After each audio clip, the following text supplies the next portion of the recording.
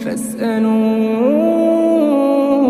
أهل الذكر إن كنتم لا تعلمون۔ السلام علیکم شیخ صاحب، ایک سوال ہے آپ سے۔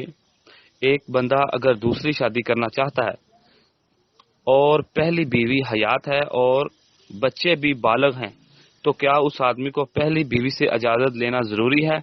اور دوسری بات، اس کے لیے ولی کا ہونا ضروری ہے یا وہ اپنے بچوں اور والدین بھائیوں کو بتائے بغیر بھی شادی یا نکاح کر سکتا ہے؟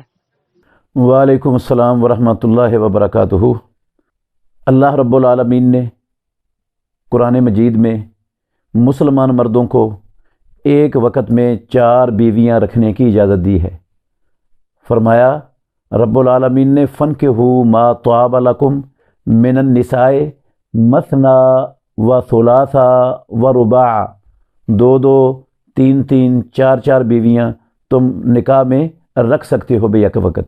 رسول مکرم صلی اللہ علیہ وسلم کی خصوصیت تھی، آپ کو 4 سے زیادہ رکھنے کی بھی اجازت تھی، لیکن امت محمد میں کسی کو 4 سے زیادہ کی اجازت نہیں۔ کتاب اللہ میں بھی اور سنت رسول اللہ میں بھی کہیں ان 4 بیویوں کے ساتھ شادی کرنے کے لیے مرد کو کسی کی اجازت یا کسی کی ولایت کا پابند نہیں بنایا گیا، نہ اللہ نے بنایا نہ رسول اللہ صلی اللہ علیہ وسلم نے بنایا۔ تو نہ ہی اس کے لیے کوئی ایسی شرط ہے کہ وہ فلاں کی اجازت سے دوسری شادی کرے، اگر فلاں کی اجازت نہیں لیتا تو دوسری شادی نہیں کر سکتا۔ کتاب و سنت میں ایسی کوئی قید، ایسی کوئی شرط، ایسی کوئی پابندی نہ اللہ اور نہ اللہ کے رسول نے لگائی ہے۔ تو جب اللہ اور اللہ کے رسول یہ پابندی نہیں لگاتے، دین مکمل ہو چکا ہے، تو حکومتوں کو یا اور اداروں کو کیسے حق ہے، یا مولوی صاحب کو کیسے حق ہے وہ اپنی طرف سے کسی کو کہہ دے کہ بھئی آپ فلاں کی اجازت کے بغیر شادی نہیں کر سکتے۔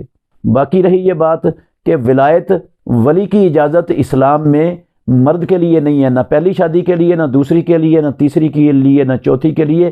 یہ ولی کی اجازت اسلام میں خواتین کے لیے ہے، خواہ وہ خواتین کمواریاں ہوں، وہ مطلقہ ہوں، وہ بیوائیں ہوں، جون سی عورت بھی اس کا نکاح، وہ اپنا نکاح اپنے ولی کی اجازت کے بغیر کرتی ہے، وہ نکاح اسلام کے اندر نہیں ہوتا۔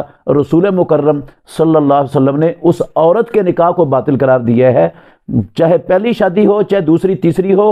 عورت کے لیے شرط ہے ولی کی، مرد کے لیے کہیں بھی ولی کا ہونا ضروری نہیں ہے اور نہ کسی کی اجازت ضروری ہے۔ اسلام نے مرد کو خود مختار بنایا ہے۔